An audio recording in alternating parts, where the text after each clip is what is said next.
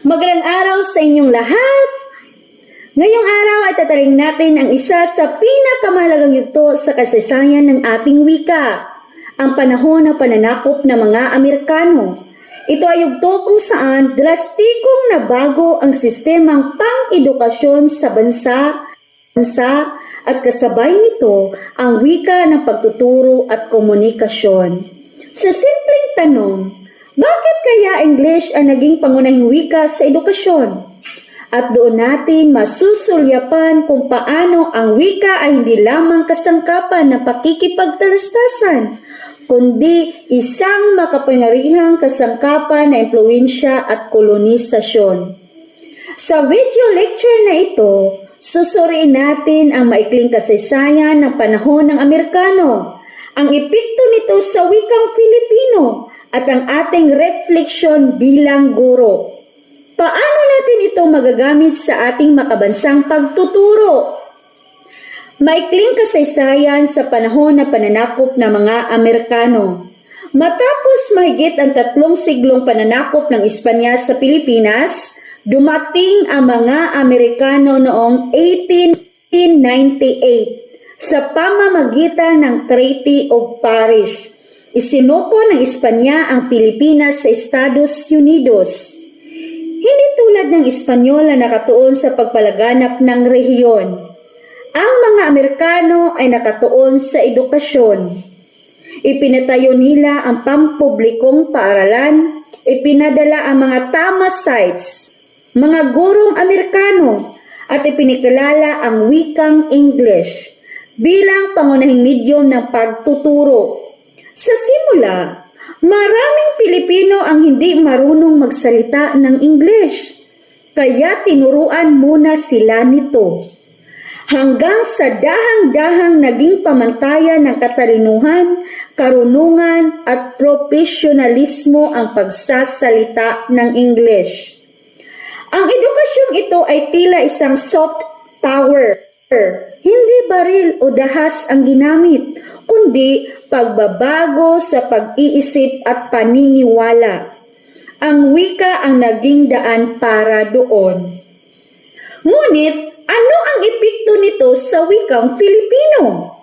Unang-una, naging sentro ng edukasyon ang wikang English. Sa loob ng silid-aralan, ang paggamit ng mga katutubong wika ay hindi lamang isinantabi, madalas pa nga ay pinagbabawal. Sa mga lungsod at kabayanan, unti-unting naging prestiyoso ang mga taong mahusay magsalita ng English. Sa mga probensya, ang mga batang marunong or naturuang mag-English ay agad na hinahangaan, kinikilangang matalino. Dito nag-uugat ang kolonyal na mentalidad, ang paniniwala lang mas magaling, mas mataas at mas maasahan ang banyaga kaysa sariling atin. Ang English ay hindi na lamang wikang pangturo. Ito na rin ang naging simbolo ng karunungan, pag-unlad at modernisasyon. Sa kabilang banda, ang wikang Filipino ay nanatili lamang sa tahanan, kalsada at mga di-formal na usapan.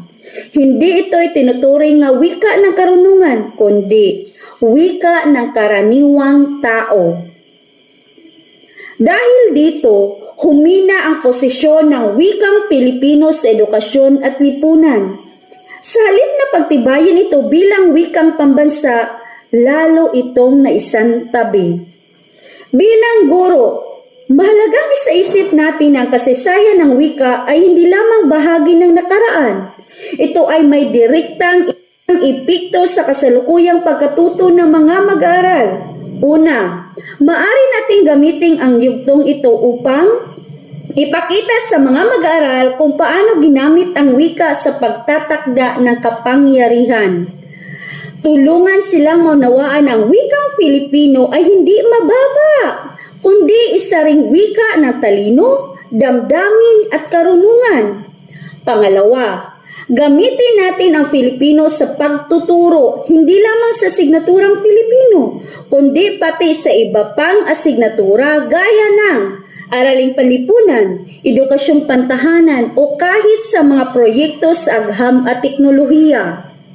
Ang paggamit ng Pilipino ay hindi hadlang sa pagkatuto.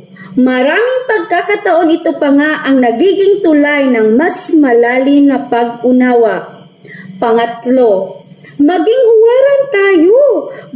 Gumamit tayo ng wikang Pilipino sa makabuluhang paraan sa pagsusulat, talakayan at pag-uusap sa klase. Kapag nakikita ng mga mag-aaral na ipinagmalaki natin ang ating wika, gagayahin din nila ito.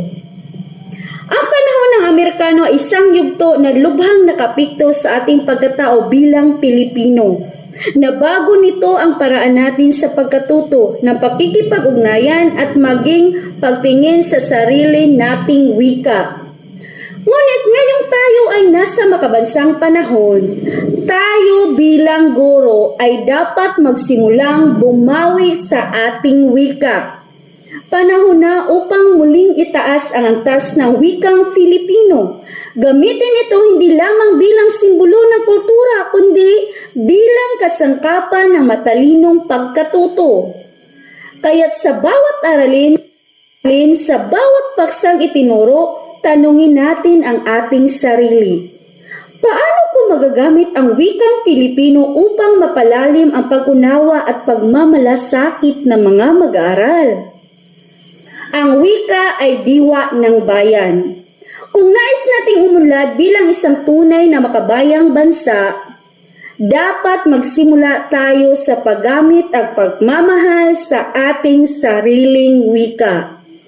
Maraming salamat at patuloy na maglingkod sa wikang Filipino.